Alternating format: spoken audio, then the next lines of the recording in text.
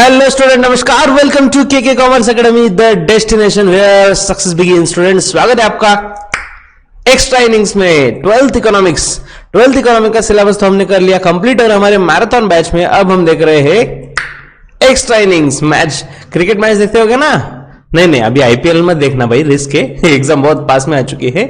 लेकिन मैच के बाद जो होता है एक्स्ट्रा इनिंग्स, मैच के पहले, मैच के ब्रेक में कहीं ना कहीं एक्स्ट्रा इनिंग्स होता है, राइट? तो हमारा सिलेबस हो चुका है और उसके बाद हम देख रहे हैं आज एक्स्ट्रा इनिंग्स का एपिसोड। बच्चों, ये सीरीज हम देखने वाले हैं, थोड़ी सी 8-10 एपिसोड की ये सीरीज रहेगी।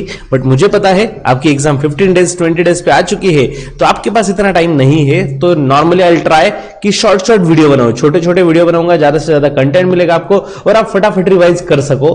डेफिनेटली ये सबसे मैं वीडियोस बनाऊंगा। स्टूडेंट्स, फिलहाल हमारा फोकस है सिर्फ और सिर्फ एग्जाम पे। नॉलेज गया तेल लेने नॉलेज वगैरह सब कुछ लेना नहीं है सर। ये आने वाली एग्जाम है, इसमें ज्यादा से ज्यादा 80+ 90+ स्कोर कैसे करे, इससे हमें कंसर्न है। यस स्टूडेंट्स, इसी के लिए मैं यहाँ पे आया हूं। अब टाइम आ चुका है हार्ड वर्क का नहीं, स्मार्ट वर्क का। तो स्मार्ट वर्क में सबसे पहले ये आता है कि हम क्या पढ़े और क्या ना पढ़े, ठीक है? सो स्मार्ट वर्क में आपको सबसे पहले ध्यान रखना है बच्चों, आपको स्पेसिफिकली सिर्फ क्वेश्चन पेपर के पैटर्न से ही स्टडी करना है। और हाँ, हमें सबसे बड़ी जीवन बूटी, संजीवनी बूटी आ चुकी है। क्या? क्वेश्चन बैंक, जिसका था आपको इंतजार। क्वेश्चन बैंक आ चुकी है बच्चों। क्वेश्चन बैंक ही डेफिनेटली रेफर करेंगे, मैक्सिमम क्वेश्चन उसमें से ही आएंगे, ठीक है? सो वो हिसाब से क्वेश्चन बैंक हमारे लिए टॉप प्रायोरिटी पे और वो हम कवर करने वाले हैं इस सीरीज में। और क्वेश्चन बैंक के साथ साथ मैं आपको बोर्ड एग्जाम का पैटर्न भी याद देते जाऊंगा और ये भी बताऊंगा कि कौन से कितने मार्क्स के लिए ये क्वेश्चन जो आएगा कितने मार्क्स का होगा, उसके लिए कितने लाइंस, दैट इज कितने पॉइंट्स लिखने चाहिए, सब मैं आपको टाइम टू टाइम बताऊंगा। तो बिना देरी करते हैं शुरू आज का extra innings episode number 1 for 12th economics. और आज हम क्वेश्चन बैंक के ऑब्जेक्टिव्स क्वेश्चन देखेंगे, वो भी कंप्लीट नहीं करेंगे। जैसे मैंने बताया छोटे लेक्चर देने वाला हूं, तो ऑब्जेक्टिव्स का कुछ पार्ट हम देखेंगे। और हाँ स्टूडेंट्स, मेरी गारंटी है क्वेश्चन बैंक आपको कंप्लीटली अंडरस्टैंडिंग करा के 80+ मार्क्स मिलेंगे। लेकिन एक भी एपिसोड मिस ना करें, स्टार्ट टू एंड सबके सब एपिसोड अटेंड करें, पूरी सीरीज अटेंड करोगे तो रिजल्ट मिलेगा। ऑफ कोर्स मैंने ही बताया हुआ है, सोशल मीडिया का ये टाइम नहीं है, सोशल मीडिया बंद करो। लेकिन स्टूडेंट्स, यूट्यूब के जो नॉलेजेबल चैनल से जो आपको प्रोडक्टिव इनपुट दे रहे हैं, ऐसे चैनल को सब्सक्राइब करके रखो। और हाँ स्टूडेंट्स, बेल आइकॉन पे क्लिक कर दो नीचे जल्दी से, सो दैट आपको जो नेक्स्ट एपिसोड आएगा उसका रिमाइंडर ऑटोमेटिकली मिल जाएगा। ओके, सो लेट्स सी, करते हैं start with the thought of the day. And thought of the day is, क्या लिखा है बच्चों? देखो, teachers can open the door but you must enter in yourself. Students, हम तो सिर्फ दरवाजा ओपन कर सकते हैं, जाना तो आपको ही है। और अभी वही कर रहा हूं मैं, जस्ट डोर ओपन कर रहा हूं, क्वेश्चन बैंक स्टार्ट कर रहा हूं। क्वेश्चन बैंक के आपको आंसर बैंक बना के दे रहे हो, लेकिन हाँ, पढ़ना तो आपको है, करना तो आपको है, लर्न तो आपको करना है। स्टूडेंट्स, तो हम 100% देंगे, लेकिन आपका 100% होना चाहिए, तब जाके ताले बजेगी। Okay, so let's see, question bank करते हैं स्टार्ट। सबसे पहले क्वेश्चन पेपर का पैटर्न, नहीं पूरा पैटर्न नहीं देखने वाले, बस ऑब्जेक्टिव से रिलेटेड मैं आपको बता रहा हूं। देखो बच्चों, ये 12th मतलब महाराष्ट्र स्टेट बोर्ड के साइड से लिया हुआ 12th बोर्ड का पैटर्न है, प्रपोज पैटर्न। 80 मार्क्स का जो क्वेश्चन पेपर है वो, तो उसमें from the following types of sub question any 4 will be asked. Okay, तो ऑब्जेक्टिव इसमें से 4 कोई भी पूछे जाने वाले हैं। जस्ट अ सेकेंड, हाँ, तो इसमें से 4 पूछे जाने वाले हैं, 5 मार्क्स ईच, तो ऐसे 20 मार्क्स आप देख सकते हो, ठीक है? सो स्टूडेंट्स, ये टोटल 8 ऑप्शन दिए हुए हैं, 8 में से एनी 4 आने वाले हैं। तो अगर हम बात करें क्वेश्चन बैंक की, तो क्वेश्चन बैंक में हमें क्या क्या दिया हुआ है? चूज द करेक्ट ऑप्शन दिया हुआ है, yes. Complete the correlation, give economic term, odd word out, complete the following sentence. Choose the wrong pair हमें नहीं दिया गया, मतलब क्वेश्चन बैंक में ही नहीं दिया है बच्चों, ठीक है? असर्शंस एंड रीजनिंग ये दिया हुआ है, and identified the right group of pairs ये भी नहीं दिया हुआ, ठीक है? तो जैसे कि आप देख सकते हो, 8 में से 2 तो इधर ही कट हो गए, बिकॉज क्वेश्चन बैंक में कवर ही नहीं किया। तो ये 6 में से 4 पूछे जाएगा, तो हमारे स्टडी का कवरेज अभी और भी लिमिटेड हो गया, और हमें लिमिटेड ही स्टडी करके अनलिमिटेड मार्क्स मिलाने का टाइम आ चुका है, ठीक है? तो 5 मार्क्स ईच सबका वेटेज रहेगा। और स्टूडेंट्स, लेट्स सी, उसमें से सबसे पहले जो चूज द करेक्ट ऑप्शन करते हैं स्टार्ट। क्वेश्चन बैंक आपके सामने ये रहा, yes. So question bank Maharashtra शासन, आप देख सकते हो गवर्नमेंट ने दिया हुआ है, हमारे जो एजुकेशन मिनिस्टर है वर्षाताई गायकवाड, उन्होंने कुछ दिनों पहले अनाउंस किया था क्वेश्चन बैंक प्रोव्हाइड करने वाले हैं और क्वेश्चन बैंक आ भी चुका है इकॉनॉमिक्स, फक्त विद्यार्थ्यांच्या प्रश्न प्रकारांचा सराव करून घेण्यासाठीच. लेकिन ये देखो क्लियर लिखा हुआ है, ये सिर्फ प्रॅक्टिस पर्पज के लिए. सदर प्रश्न संचातील प्रश्न बोर्डाच्या प्रश्नपत्रिकेत येतीलच असे नाही, याची नोंद घ्यावी. स्टूडेंट्स यहाँ पे तो क्लियर दिया हुआ है कि जरूरी नहीं कि क्वेश्चन बैंक में दिया मतलब इसी में से आएगा, ठीक है. लेकिन हाँ, आज जैसे एग्जाम को 10-12 दिन 15 दिन बाकी है तो हम बोल सकते हैं कि ये रेफर करें. मैं ऐसा नहीं बोल रहा हूं ना कि कोशिश इसके सिवा कुछ पढ़ना ही नहीं है, ऑलरेडी पढ़ चुके हैं यार, साल हो चुका है.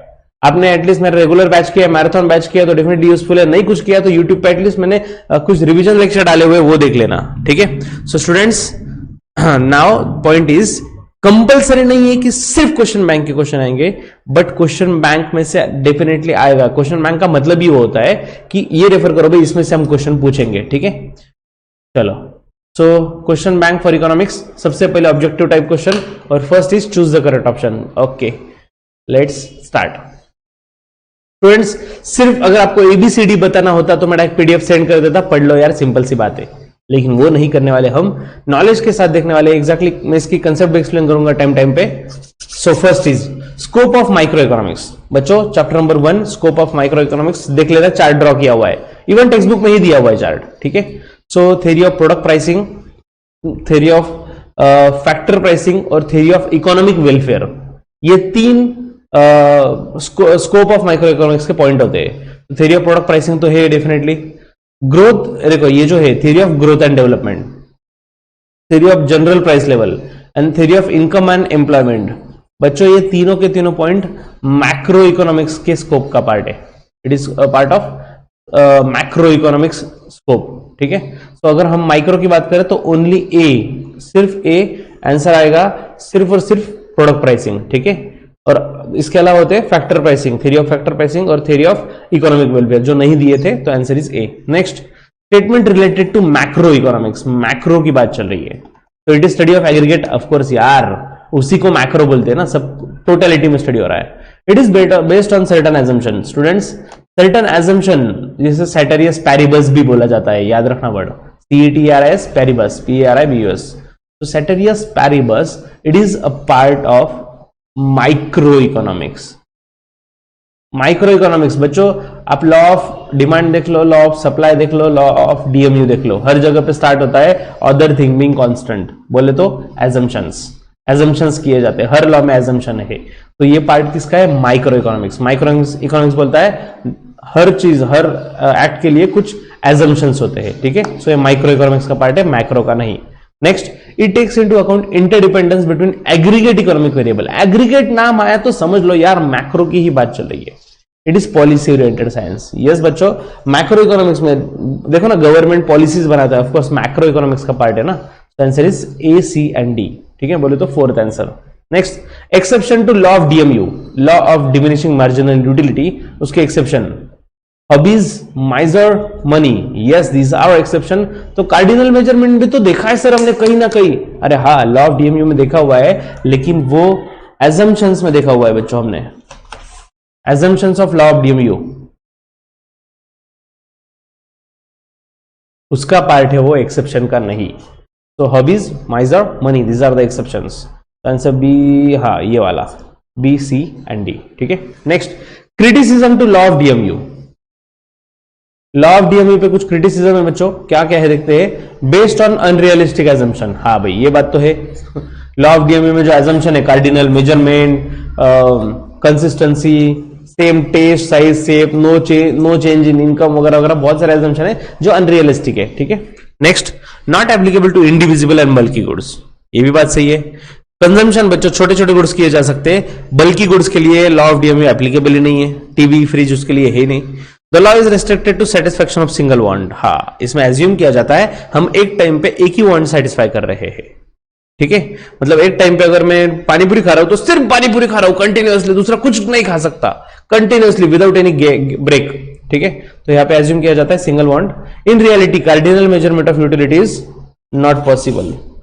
हाँ, प्रैक्टिकली स्टूडेंट्स, हम सेटिस्फैक्शन या जो यूटिलिटी है, want satisfying power of commodity, तो यूटिलिटी मेजर नहीं कर सकते. मतलब मैं मूवी देख रहा है तो मुझे उसका कितना सेटिस्फैक्शन मिला, कितना यूटिलिटी था, हम वो नंबर्स में काउंट नहीं कर सकते। Yes, it is also right. Practically reality में हम नहीं मेजर कर सकते। तो answer is A B C D, this all are the criticism of DMU. Next, statement that explain Giffen's paradox. बच्चों, गिफन्स पैराडॉक्स ये इंफीरियर गुड्स के लिए एप्लीकेबल होता है, ठीक है।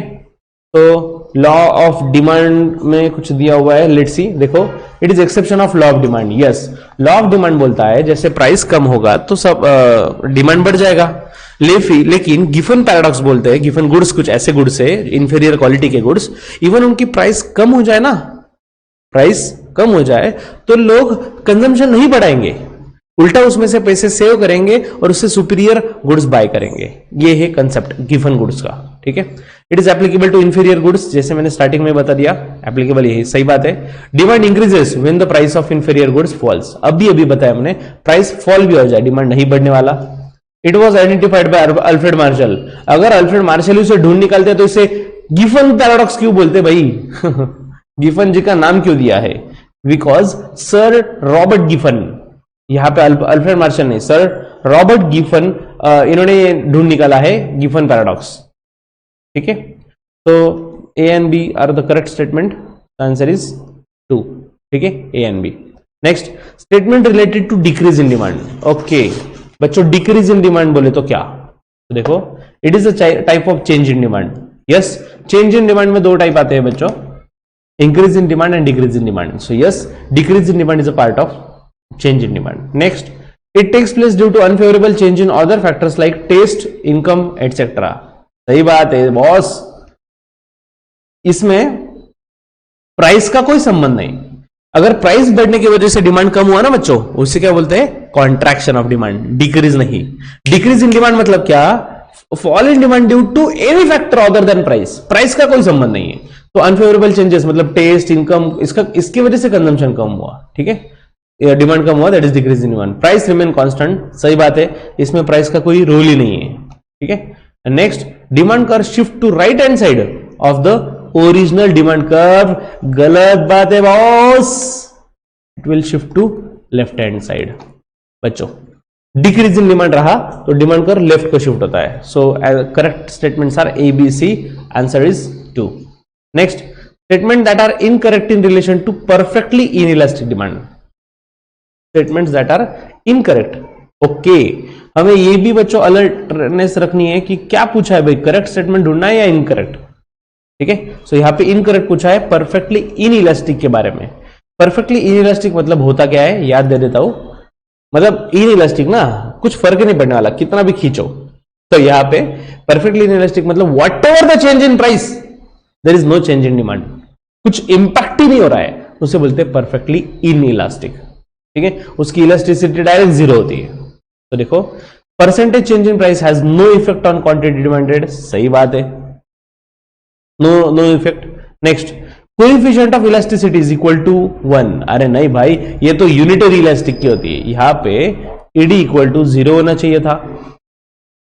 इनइलास्टिक ना, कुछ इंपैक्ट ही नहीं है, तो 0 इंपैक्ट है, 0 आंसर चाहिए था। Next, demand curve is horizontal line parallel to X axis. गलत बात है, पैरेलल टू वाई एक्सिस, भाई वो स्ट्रेट लाइन होती है।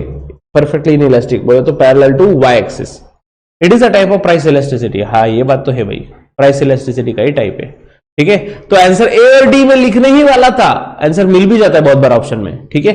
लेकिन फिर याद आया इनकरेक्ट स्टेटमेंट पूछा हुआ है, इनकरेक्ट तो बी एंड सी है, तो answer is third one, B and C. Next, statement that are related to cross elasticity of demand. बच्चों, क्रॉस इलास्टिसिटी ऑफ डिमांड ना, सो देखो, क्रॉस इलास्टिसिटी मतलब क्या, एक्सप्लेन। फर्स्ट इसमें दिया है, change in quantity demanded of one commodity due to change in price of other commodity. So petrol के price में चेंज होने से कार के डिमांड पे क्या इंपैक्ट हो रहा है? एक प्रोडक्ट के प्राइस में चेंज हुआ और दूसरे के डिमांड में क्या चेंज हुआ, ये रिलेशन इज क्रॉस इलास्टिसिटी, ठीक है। सो ये क्रॉस इलास्टिसिटी से रिलेटेड है। Yes, it is a type of elasticity of demand. हाँ भाई, इलास्टिसिटी नहीं, हाँ, इलास्टिसिटी ऑफ डिमांड का टाइप है, प्राइस इलास्टिसिटी का टाइप नहीं है ना, तो इलास्टिसिटी का टाइप है। Yes, true. It is applicable to complementary goods and substitute goods. Example ही मैंने आपको कॉम्प्लीमेंट्री गुड्स का दिया, पेट्रोल और कार, ठीक है। या फिर सब्स्टिट्यूट गुड्स का भी एग्जांपल देख सकते हैं। अगर टी की प्राइस कम हो गई तो लोग चाय पीने लग गए, कॉफी की डिमांड ऑटोमेटिक कम हो जाएगी, ठीक है। नहीं सर हम तो कॉफी ही पीने वाले, भाई आपकी बात नहीं, जनरल लोगों की बात है भाई यहाँ पे, ठीक है।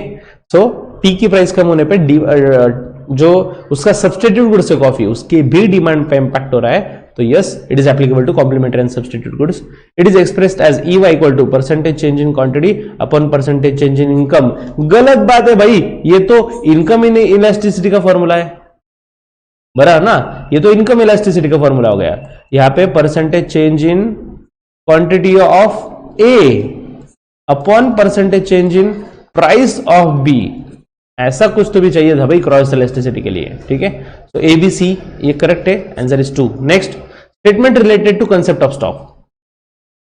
स्टॉक से रिलेटेड क्या क्या है देखो, it is the total quantity of commodity available with the seller at particular point of time, ठीक है। तो टोटल क्वांटिटी है कमोडिटी की जो अवेलेबल है सेलर के पास, मतलब मेरे पास गोडाउन में, वेयर हाउस में जो भी जितना क्वांटिटी अवेलेबल है उससे हम स्टॉक बोलेंगे, सही बात है। By increasing production stock can be increase, of course यार, आप जितना प्रोडक्शन बढ़ाओगे स्टॉक बढ़ जाएगा। नॉर्मली स्टॉक एक्सीड सप्लाई, हाँ स्टॉक सप्लाई से नॉर्मली ज्यादा होता है बच्चों, मतलब जितना हम पूरा का पूरा सेल करने के लिए रेडी नहीं होते, जितना हम the amount of quantity which we are ready to sell immediately at the existing price पे जितना सेल करने के लिए तैयार है उसे बोलते हैं सप्लाई। तो नॉर्मली स्टॉक ज्यादा ही होता है सप्लाई से। Yes, stock is flow concept, नहीं यार, सप्लाई इज फ्लो कंसेप्ट, ठीक है, supply is flow concept. Students, stock is static concept, stock मतलब चेंज नहीं होता, सप्लाई चेंज होता है प्राइस के हिसाब से, ठीक है। तो it is not flow concept. तो करेक्ट आंसर इज ABC, मतलब सेकेंड आंसर आएगा ABC, ठीक है। So stock is not flow concept, it is static concept. Next, exception to law of supply, constant cost of production, exception to law of supply ना, law of supply के लिए हाँ exception देखने हैं, ठीक है। तो constant cost of production, students ये जो है ना, कॉस्ट ऑफ प्रोडक्शन चेंज ना हो, टेक्निक ऑफ प्रोडक्शन चेंज ना हो, does not apply to agriculture goods, no change in weather condition, this all are assumptions. ये तीनों जो है ना, मतलब सप्लाई के लिए जो लॉ ऑफ सप्लाई उसमें एजम्पशंस है कि cost of production, technique of production और वेदर कंडीशन ये चेंज ना हो, ठीक है। So these are the assumptions. Exception क्या है, does not apply to agriculture goods. Yes, agricultural goods के लिए लॉ ऑफ सप्लाई एप्लीकेबल नहीं है। क्यों? क्योंकि लॉ ऑफ सप्लाई क्या बोलता है, as the price increase supply also increase.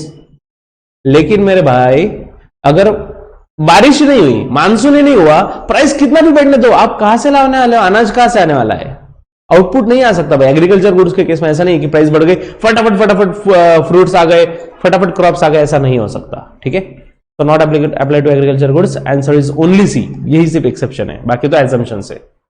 Features of oligopoly market, oligopoly, there are few firms और सेलर्स। यस बच्चों, ओलिगोपोली ऐसा मार्केट जहां पे फ्यू फर्म्स एंड सेलर्स होते हैं, ठीक है। कंपटीशन होती है लेकिन फ्यू फर्म्स, ज्यादा नहीं होते quantity. Next, sellers sell differentiated product.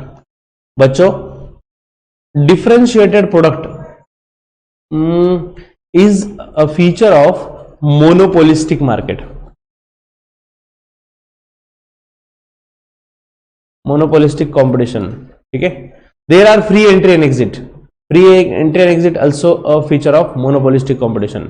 Oligopoly में क्या है, फ्यू फर्म्स और seller, there is considerable element of uncertainty in this type of market. हाँ भाई, ओलिगोपोली में अनसर्टेनिटी तो है, ठीक है। So correct statement are only A and D, क्योंकि बी और सी जो है वो तो मोनोपोलिस्टिक कंपटीशन जो है उसके फीचर्स है। Next, characteristics of long period market. Long period बच्चों नॉर्मली जो 2 से 5 साल के लिए होता है, और उसमें बहुत सारे कॉस्ट वगैरह सब कुछ चेंज हो सकता है। सो देखो, all factors of production and cost are variable, सही बात है भाई। लॉन्ग टर्म में तो हम सब चेंज कर सकते हैं ना बच्चों, वेरिएबल कॉस्ट बोला है, फिक्स कॉस्ट सब चेंज हो सकता है। Next, firms are able to adjust all cost, सही बात है, ऑल कॉस्ट एडजस्ट हो जाएंगे। It is for a few years, generally up to 5 years, सही बात है, 5 साल तक का पीरियड नॉर्मली ये लॉन्ग पीरियड मार्केट होता है। Supply of commodity can not increase, अरे यार सब चेंज हो सकता है तो सप्लाई क्यों नहीं बढ़ेगा। सब बोले तो हम पूरा फैक्ट्री चेंज कर सकते हैं, मशीनरी चेंज कर सकते हैं, अगर मशीनरी चेंज किया तो डेफिनेटली प्रोडक्शन तो बढ़ा सकते हैं ना यार। सो supply can not be increase, गलत बात है। तो answer is A B C, मतलब आंसर 2 आएगा, ठीक है। Next, features of index number, it is useful in framing suitable economic policies. सही बात है, इकोनॉमिक पॉलिसीज फ्रेम करने के लिए इंडेक्स नंबर काम में आएगा भाई। It is useful to present financial data in real terms, financial data real terms में एक्सप्रेस करने के लिए काम में आता है, ये भी बात सही है। लेकिन ये दोनों पॉइंट ना बच्चों, ये यूजफुलनेस है, दैट इज सिग्निफिकेंस है। ओके, इंडेक्स नंबर के सिग्निफिकेंस है। Index numbers are statistical device, ये उसका फीचर है। And index number are specialise averages, right, these are the features. Answer is C and D, answer A आएगा। Okay, index number देखो, इन्होंने confusing question दिए बच्चों, क्वेश्चन बैंक में, question danger दिए हुए, क्योंकि ये सब चारों की चारों चीजें है ना इंडेक्स नंबर से रिलेटेड है। तो हमें ऐसा लगता है कि यस एबीसीडी लिख दो आंसर, और आंसर मिल भी जाता है तुरंत, ठीक है। यस, सब कुछ है उससे रिलेटेड, लेकिन फीचर्स क्या है और सिग्निफिकेंस क्या है।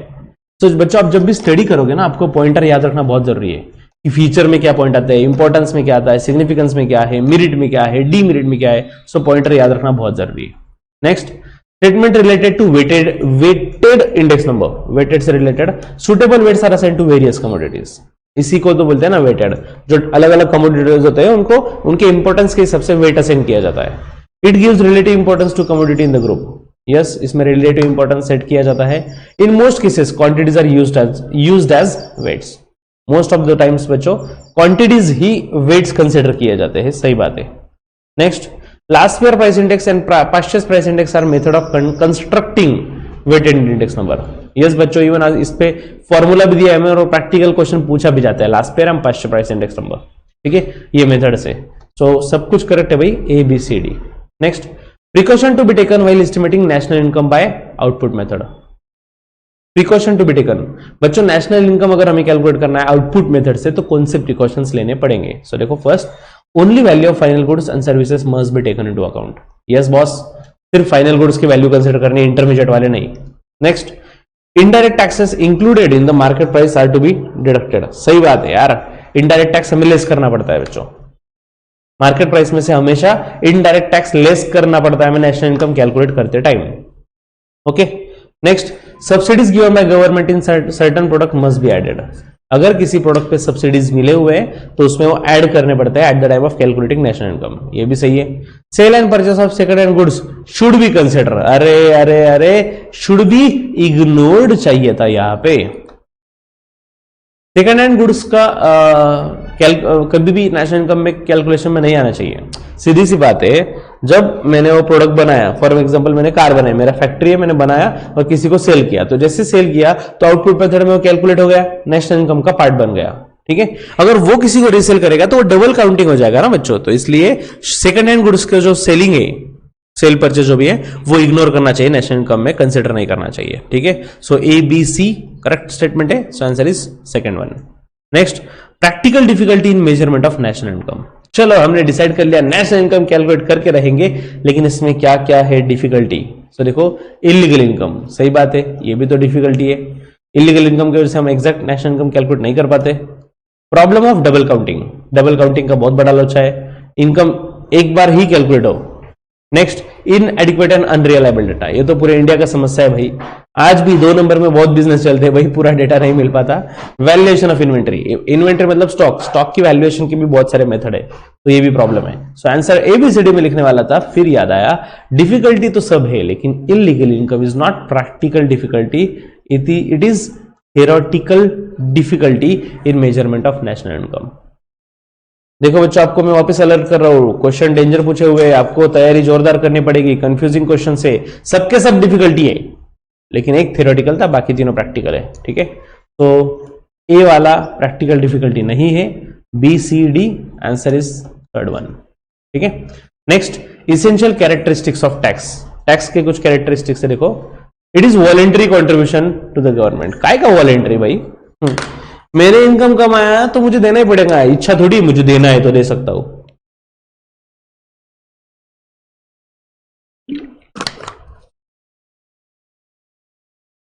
It is compulsory contribution boss, ठीक है। You don't have any option, you have to contribute to the government. Income कमाया, भर टैक्स, तुझे कौन ऑप्शन दे रहा है भाई, भर tax compulsory. Every citizen of country is legally bound to pay the tax on imposed upon him. Of course, अगर India आप सिटीजन हो कंट्री के, you are legally bound to pay, आपको टैक्स भरना ही पड़ेगा, ठीक है. Tax is impose on income, property, commodities and service. Of course भाई इनकम टैक्स है, इवन वेल्थ टैक्स है. कमोडिटीज एंड सर्विस के लिए GST, goods and service tax. तो यस, इस पर टैक्स लगाया जाता है, सही बात है. The taxpayer receive direct and proportionate benefit from the government in return of tax. मतलब मैंने जितना टैक्स भरा उतना मुझे गवर्नमेंट बेनिफिट देगा रिटर्न में, सही है. ऑब्वियसली नॉट यार. कल मैंने टैक्स भरा, रास्ते पे हम दो लोगों से झगड़े हो गए और वो बोल रहा है तेरे बाप का रास्ता है क्या? हाँ मेरे बाप का रास्ता है, मैंने टैक्स भरा है, चलेगा? नहीं चलेगा भाई. तूने टैक्स भरा है तो तुझे थोड़ी डायरेक्ट बेनिफिट मिलेगा, ऐसा कुछ नहीं होता. टैक्स भरने वाले 5% लोग हो गए इंडिया में और बाकी 95% टैक्स नहीं भर रहे, फिर भी जो भी बेनिफिट गवर्नमेंट दे रहा है सबको दे रहा है. अभी कोरोना का वैक्सीन, जो इनकम टैक्स रिटर्न भरेगा उसको पहले वैक्सीन देंगे, ऐसा कुछ है? अरे कुछ नहीं भाई, सबको देना है, ठीक है. So there is no any direct और प्रोपोर्शनेट बेनिफिट, ऐसा कुछ नहीं होता. गवर्नमेंट से रिटर्न में बेनिफिट नहीं मिलता. तो कैरेक्टरिस्टिक्स में B and C correct statement है. So answer is second one. Non tax revenue source. Okay, tax revenue source तो देख लिया हमने ऊपर अभी जस्ट. नॉन टैक्स में क्या देखो, special assessment, yes. Fines and penalty, ये भी गवर्नमेंट का इनकम है. जीएसटी, अरे नाम में ही टैक्स है यार. This is tax revenue source. Revenue source है लेकिन टैक्स वाला है, नॉन टैक्स नहीं है. Gift, grant and donation, government को गिफ्ट मिला, ग्रांट मिला, yes these are non tax. तो answer is A B D. A B D. अरे कुछ दिन में आईपीएल आ रहा है ना, एबीडी की याद आ गई मुझे. नहीं, आप आईपीएल की मत याद करो, आप पढ़ाई पे फोकस करो. Next, structure of organise sector of money market. Money market का जो ऑर्गेनाइज सेक्टर है उसमें देखो आरबीआई है, commercial bank, cooperative bank, yes. Indigenous bankers, this is ही it is part of unorganised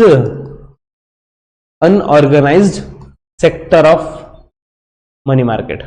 money market के दो सेक्टर है, ऑर्गेनाइज और अनऑर्गेनाइज. तो ऑर्गेनाइज में RBI, commercial bank, cooperative bank ये आता है, ठीक है. Indigenous banker, money lender, all part of unorganise sector. Next, classification of commercial bank. Commercial bank के कैटेगरी देखो बच्चों, public sector, yes. Private sector, yes. Foreign bank, yes. Central bank, अरे central bank थोड़ी कमर्शियल बैंक है भाई, वो direct अलग concept है. सेंट्रल बैंक मतलब अगर इंडिया की बात करें तो रिजर्व बैंक ऑफ इंडिया, वो कोई कमर्शियल बैंक नहीं है, वो डायरेक्टली अलग कंसेप्ट है, ठीक है. तो answer is A B C, second one. Next, feature of composition of India foreign trade. Students, अगर आपको कभी कभी लगे कि सर इन्होंने रिड्यूस्ड सिलेबस से भी क्वेश्चन डाल दिए हैं, तो ऑब्जेक्टिव्स में मैं कुछ नहीं बोलने वाला इसके बारे में. जो लॉन्ग आंसर है उसमें अगर कुछ आए हैं तो मैं उसी में आपको पॉइंट आउट कर दूंगा कि ये मत पढ़ना, 25% सिलेबस रिड्यूस का पार्ट है, ठीक है.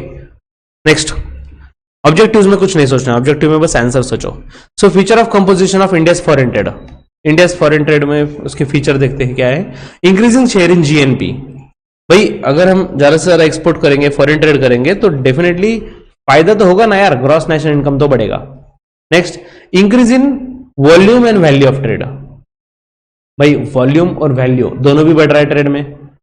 इंडिया फॉरेन ट्रेड अगर आप देखो 1981 से या फिर 1947 से कभी कंपैरिजन करो तो डेफिनेटली फॉरेन ट्रेड बढ़ते जा रहा है. Next, division of labour and specialisation. Okay, and last is stability in price level. बच्चों ये फॉरेन ट्रेड के फीचर नहीं है, ये रोल है, रोल ऑफ फॉरेन ट्रेड. उसमें पॉइंट है division of labour and stability in price level, ठीक है. तो आंसर ए एन बी बोले तो ये वाला. Next, statement incorrect. ओ हो वापिस इन्होंने गूगली डाल दिया. Statement incorrect in relation to balance of trade. तो इनकरेक्ट स्टेटमेंट ढूंढने हैं. So let's see. It is referred to as international trade balance. सही बात है बॉस, इंटरनेशनल ट्रेड बैलेंस भी बोला जाता है बैलेंस ऑफ ट्रेड को, ठीक है. Trade surplus arises. सरप्लस कब होगा? When export value is greater then import value. Definitely yes. अगर एक्सपोर्ट जा रहा है भाई, मतलब हम ज्यादा सेल कर रहे हैं, इंपोर्ट कम कर रहे हैं, तो हमें फायदे में ना हम, तो यस सरप्लस रहेगा, trade surplus. Next, trade deficit takes place when import value is greater than export value. ये भी सही है. इंपोर्ट अगर ज्यादा होगा एक्सपोर्ट से तो ये ट्रेड डेफिसिट रहेगा. Next, last, balance of trade includes value of import and exports of visible goods only. Okay, तो सिर्फ विजिबल गुड्स कंसिडर किए जाएंगे बैलेंस ऑफ ट्रेड में. सही या गलत? नहीं boss, statement is this one is incorrect. यहां पे विजिबल और इनविजिबल, और इनविजिबल गुड्स का मतलब ये कहना चाहता हूं मैं सर्विस। तो गुड्स एंड सर्विस दोनों भी कंसिडर किए जाते हैं बैलेंस ऑफ ट्रेड में, ठीक है। सो हमें पूछा क्या था, इनकरेक्ट स्टेटमेंट, तो ओनली डी। देखो एबीसी के टिक किया, तुरंत एबीसी मिल गया, हमें लगता है अरे कर दो एबीसी टिक कर दो, अरे लेकिन करेक्ट नहीं पूछा है, इनकरेक्ट पूछा है। तो नजर हटी दुर्घटना घटी, बच्चों ऑन द स्पॉट गेम हो जाएगा, ठीक है। तो be alert in this students. जैसे मैंने आपको बताया मैं शॉर्ट वीडियो बनाऊंगा क्योंकि आपके पास टाइम कम है, आप स्टडी पे ज्यादा फोकस करो, सेल्फ स्टडी पे। ये वीडियो सिर्फ 20 मिनट आधा घंटा, जब बीच में आप बोर हो रहे हो, नींद आ रही है, ऐसे टाइम पे देखना प्रेफर करो, ठीक है। सो मैं नेक्स्ट पार्ट लेकर नेक्स्ट सीरीज में आऊंगा जल्दी ही। Students don't miss any episode, पूरे एपिसोड में पूरी क्वेश्चन बैंक कवर कराऊंगा, डेफिनेटली 80+ आप जा सकते हो। Don't miss any episode. See you in the next episode with the more and more energy. तब तक के लिए बाय बाय, टेक केयर।